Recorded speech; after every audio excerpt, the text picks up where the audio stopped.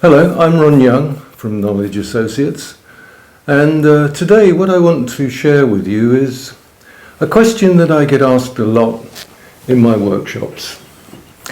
My workshops are about knowledge asset management, and a lot of people have difficulty initially in the notion of a knowledge asset.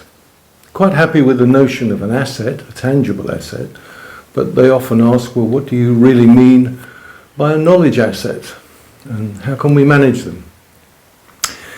There's a lot to this subject. In fact, I can refer you to a few landmark books. Probably one of my teachers was Max Boisseau in the early part of this century that published a book on knowledge assets, which is a landmark book. Lots of good theory around what we mean by knowledge assets. In 2000 and to 2003, I was part of a European Commission project, Knowledge Associates were part, where we were looking at knowledge assets in an organization and developing a more pragmatic, measurable approach to the way we manage our knowledge. And in that group, one of the research partners was INSEAD Business School, and they particularly looked at the measurement of knowledge assets and how managers could better report it. So what do we mean by knowledge assets, and why do we need to manage knowledge assets and not just manage our knowledge, if you like? The starting point is, let's just think about tangible assets, what most people are comfortable with.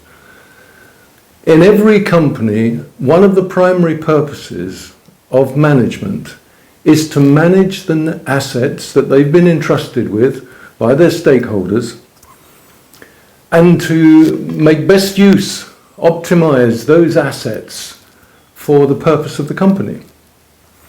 So if you're an asset manager in the railroads, you're looking after all the infrastructure, the railways, tracks, the signals, the engines, the carriages, the stations.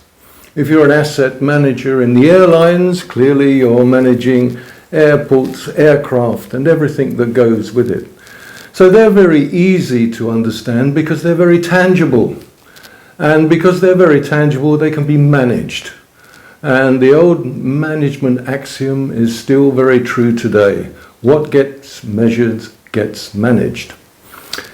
And so, for example, we have the institutes and the institutions of asset management, where all these asset managers come together to share their practices, their experiences, principles of how to better manage an asset.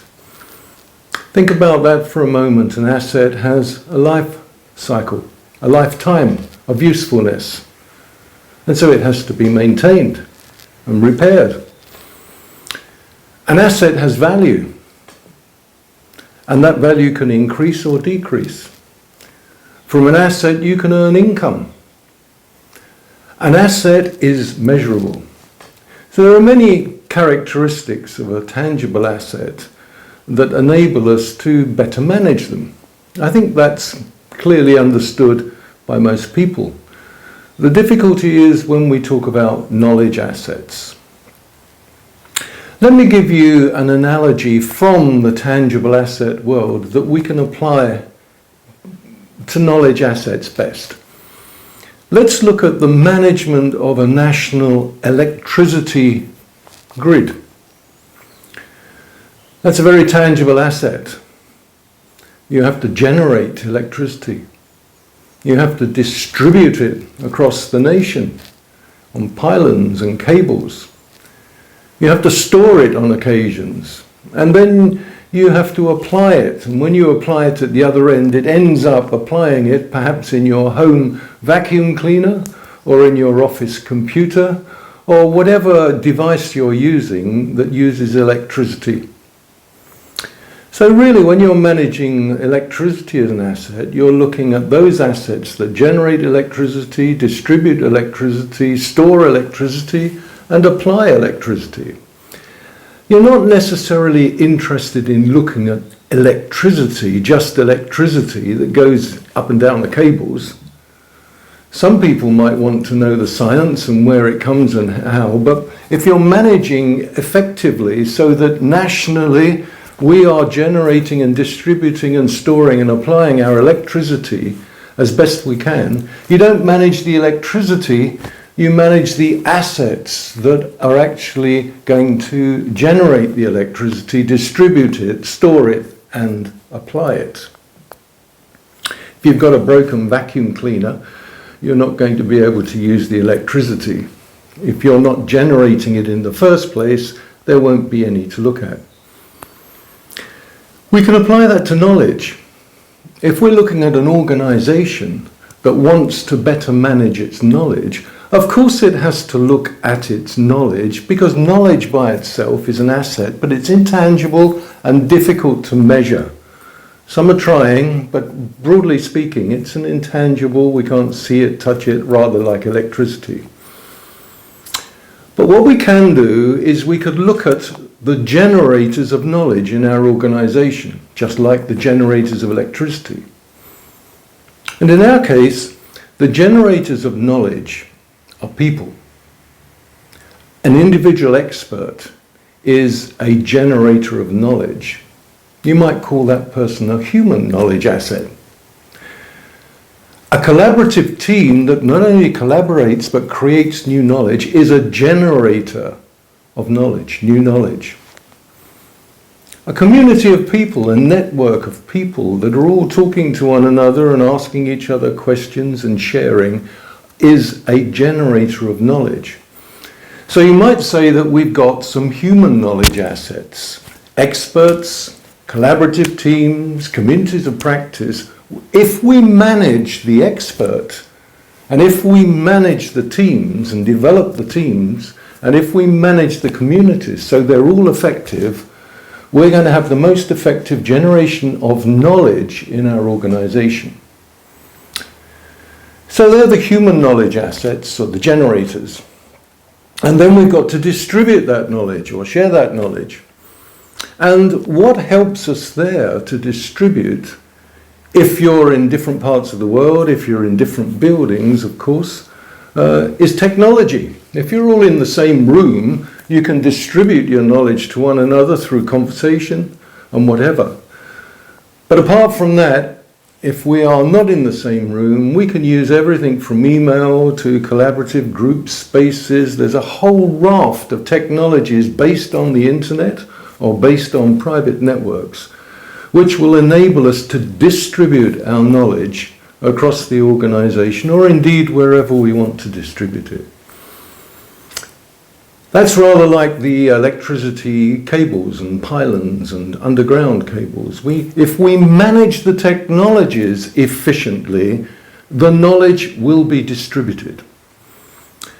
And then, of course, like electricity, we may want to store that electricity and then use it at a later stage, or so we can access it when we need it. It's exactly the same in an organization. For that knowledge that needs to be stored, we can store it.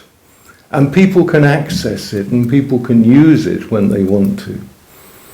And then finally, in the electricity analogy, we have the appliances at the other end. We've generated lots of new knowledge, we've distributed our knowledge, we've stored our knowledge so that people can access the best knowledge that's available.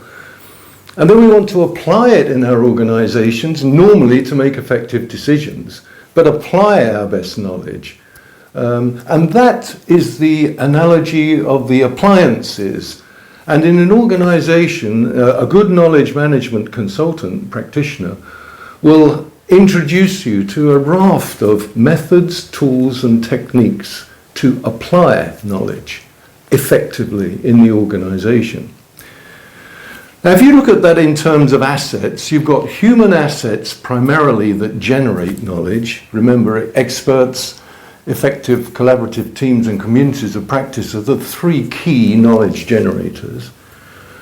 We've got what we call structural assets, which is the assets that store the knowledge in books, store the knowledge in bases, distribute the knowledge through internet or distribute the knowledge in different ways. And then we've got the assets at the other end that we apply. and we can apply that. And what we've done, and if I refer you back to the work we did with the European Commission and INSEAD in particular, we took the de facto standards, first of all, of the intellectual capital world. The intellectual capital world liked to categorize this into human, structural, and relational, or market.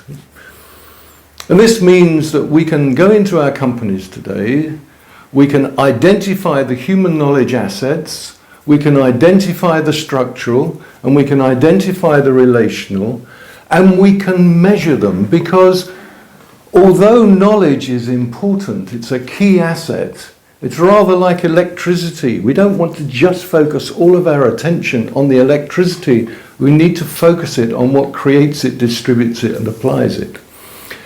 And that's what we mean by knowledge asset management, that clearly we look at knowledge as a key asset, clearly we look at the human knowledge assets, particularly those that generate new knowledge and apply knowledge and make better decisions.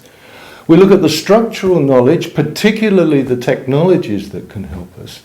But the big difference is this: everything I've mentioned so far is 100% tangible.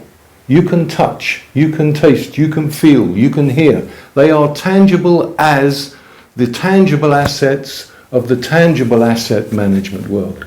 And every single one of those assets that I've mentioned is not only 100% tangible, but we have measurements. So companies can measure and manage and report on how effectively they're managing their knowledge assets to help their companies utilize, optimize the knowledge in their organization, which for most companies is the key asset. Knowledge underpins everything. So, in conclusion, it's not good enough just to manage your knowledge, even though it's an asset, and it's very hard to measure it. What you have to do is manage the knowledge assets around creating, distributing, storing, sharing, and applying knowledge, and knowledge itself. And we can report on most of that. So this intangible world that we talk about becomes far more tangible from a management perspective.